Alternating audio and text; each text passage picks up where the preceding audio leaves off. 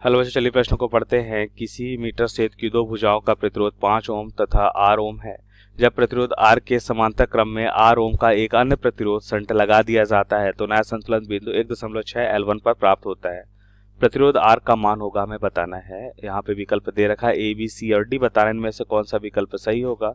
तब इस प्रश्न को समझने के लिए सबसे पहले हम प्रश्न की मुख्य अवधारणा को समझ लेते हैं। तो सबसे पहले यहाँ पे देखेंगे हम मुख्य अवधारणा। मुख्य अवधारणा में सबसे पहले हम क्या देखते हैं, सबसे पहले हम देखेंगे कि मीटर सेतु क्या होता है और इसके लिए सूत्र क्या है। मीटर सेतु, तो मीटर सेतु का उपयोग हम अज्ञात प्रतिरोधों को ज्ञात करने के लिए करते हैं।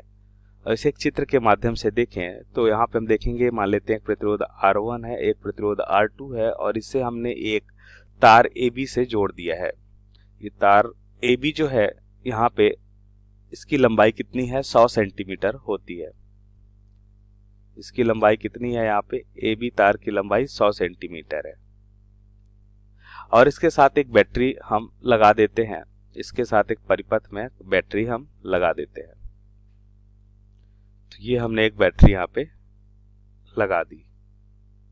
तो अब ध्यान से देखिए, यहाँ पे एक हम लगाते हैं धारामापी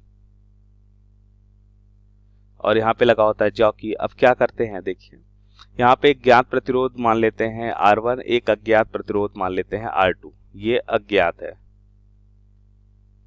और ये मान लेते हैं ज्ञात प्रतिरोध है। अब हम क्या करते हैं कि स्विच को ऑन करने के बाद जब धारा का प्रवाह होता है तो हम देखते हैं कि इसमें क्या होता है, इस AB के तार में भी धारा का प्रवाह होगा। तो हम देखेंगे कि एक ऐसी स्थिति आएगी जब हम जॉकी को तार में लगाते हैं, टच करते हैं, तो एक ऐसी स्थिति आती है जब धारामापी में धारा का प्रवाह शून्य होता है। अब वो संतुलन की स्थिति होती है। उस स्थिति में हम व्हीटस्टोन सेतु वो संतुलन कहलाता है। और इस स्थिति में हम क्या लिख सकते हैं, R1/R2 बराबर क्या लिख सकते हैं, मान लेते हैं इसकी लंबाई, संतुलन लंबाई L1 होती है। तो ये कितना हो जाएगा, 100 - L1 हो जाएगा, क्योंकि इसकी लंबाई 100 सेंटीमीटर है। तो यहाँ से हम लिख सकते हैं L1/100 - L1। तो ये होता है व्हीटस्टोन सेतु संतुलन से हमने सूत्र लिखा है मीटर सेतु के लिए। तो यहाँ से हम अज्ञात प्रतिरोध R2 का मान निकाल सकते हैं। अब प्रश्नानुसार उत्तर को समझते हैं। सबसे पहले हम चित्र को बना लेते हैं। तो प्रश्न में हमें ये चित्र दे रखा है, प्रश्न में हमें चित्र दे रखा है जो हमने यहाँ पे बना लिया है। अब ध्यान से देखिए, तो हम यहाँ पे देखते हैं कि हमें प्रश्न में ये दे रखा है कि जब 5 ओम और R ओम का प्रतिरोध है और प्रतिरोध R के समांतर क्रम में एक R ओम का और प्रतिरोध हम यहाँ पे लगा देते हैं, इसके साथ समांतर क्रम में इस तरह से लगा देते हैं। तो नया संतुलन बिंदु 1.6 L1 पर प्राप्त होता है। मतलब क्या हो जाता है, और ज्यादा हो जाता है। तो प्रतिरोध R का मान क्या होगा हमें बताना है। तो अभी दिए गई स्थिति की बात करें तो दिए गए स्थिति में हम, जैसा कि मुख्य अवधारणा में हमने देखा कि संतुलन स्थिति क्या मिलेगी, R1/R2 मतलब 5/R बराबर क्या हो जाएगा, L1/100 - L1।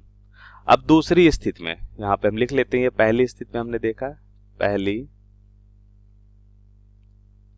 स्थिति में।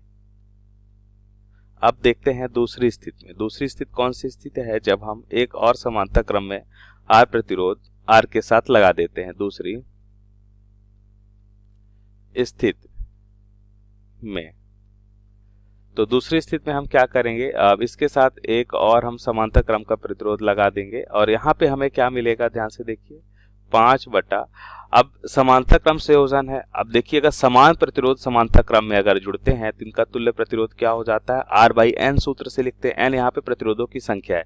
ये कब लिखेंगे, जब समान प्रतिरोध समांतर क्रम में जुड़े हों, तो हम ऐसा लिख सकते हैं। तो यहाँ पे हो जाएगा R/2, क्या हो जाएगा यहाँ पे, R/2, क्योंकि प्रतिरोधों की संख्या 2 है। तो इनका तुल्य प्रतिरोध हो जाएगा R/2 और ये हो गया 5। अब इसकी लंबाई हमें क्या मिलती है, 1.6 L1 बटा क्या हो जाएगा, 100 - 1.6 L1। ये हो जाएगा हमारा समीकरण 1 और ये हो जाएगा समीकरण 2। यहाँ पे 2 को हम यहाँ पे भी लिख सकते हैं। अब समीकरण 1 और 2 को अगर हम यहाँ पे भाग करते हैं तो हमें क्या मिलेगा, ध्यान से देखिए, 5/r कैंसिल हो जाएगा और हमें क्या मिलेगा, यहाँ पे 1/2 मिलेगा, बराबर L1 से L1 कैंसिल हो जाएगा और यहाँ पे हम लिख सकते हैं कि यह हो जाएगा, देखिए यहाँ पे हम लिख सकते हैं L1 से L1 कैंसिल हो जाएगा और ये हो जाएगा 1/100 माइनस L1, यहाँ पे हो जाएगा 1.6, L1 तो कैंसिल हो गया तो ये हो जाएगा 100 माइनस 1.6 L1। अब इसे हल कर लेते हैं। तो यहाँ पे हम सबसे पहले क्या करेंगे, एक स्टेप यहीं पे लिख लें, तिर्यक गुणा कर लेते हैं, अगले पेज में लिखते हैं। तो ध्यान से देखिए 1/2 है तो यहाँ पे 1.6 गुणा क्या कर लेंगे, 1.6 गुणा 100 माइनस L1, क्या हो जाएगा ये 100 माइनस L1 बराबर 100 minus 1.6 into L1, 100 minus 1.6 into L1।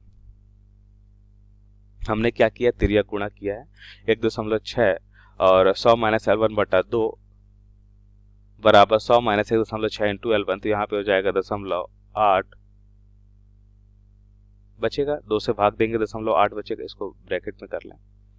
अब 0.8 को इससे गुणा करेंगे तो ये गुणा हो जाएगा 100.8 गुणा 100 माइनस 0.8 गुणा L1 बराबर हो जाएगा 100 माइनस 1.6 L1,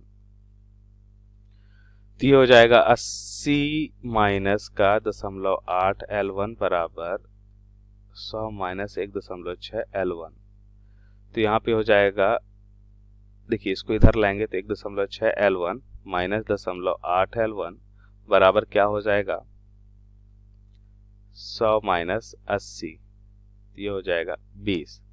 तो यहाँ से क्या मिलेगा, यहाँ से मिलेगा 0.8 L1 बराबर हो जाएगा 2, तो L1 बराबर कितना आ जाएगा, ध्यान से देखिए L1 बराबर हो जाएगा, यहाँ पे ये 20 होगा तो 20/0.8, इसका मान हो जाएगा 25। अब ये मान सेंटीमीटर में होगा, तो ये हो जाएगा हमारे प्रश्न का सही उत्तर, जो हमें यहाँ पे R मालूम करना है। तो हमने अभी क्या निकाला है, L1 निकाला है। अब हम इसे समीकरण, इसे मान लेते हैं 1 और 1 में रख लेते हैं, किसी भी एक मान में रखते हैं तो 1 में समीकरण 1 में मान रखने पे हम R का मान निकाल लेंगे। तो यहाँ पे ध्यान से देखिए, समीकरण 1 में मान रखने पर हमें क्या मिलेगा, ध्यान से देखिए R बटा कितना होगा, यहाँ पे हमें दे रखा है कितना है 5/R, 5/R है ये, 5/R बराबर L1 मतलब 25/100 माइनस 25 कितना हो जाएगा 75, तो 25 से कम 25, 25 तय 75, 1/3, तो R बराबर कितना हो जाएगा 15 ओम। तो ये हो जाएगा हमारे प्रश्न का सही उत्तर। अब विकल्प देख लेते हैं, तो यहाँ पे विकल्प बी सही होगा, तो दिए गए प्रश्न का विकल्प बी सही है, सही उत्तर हो जाएगा। आशा करते हैं आपको समझ आया होगा। धन्यवाद।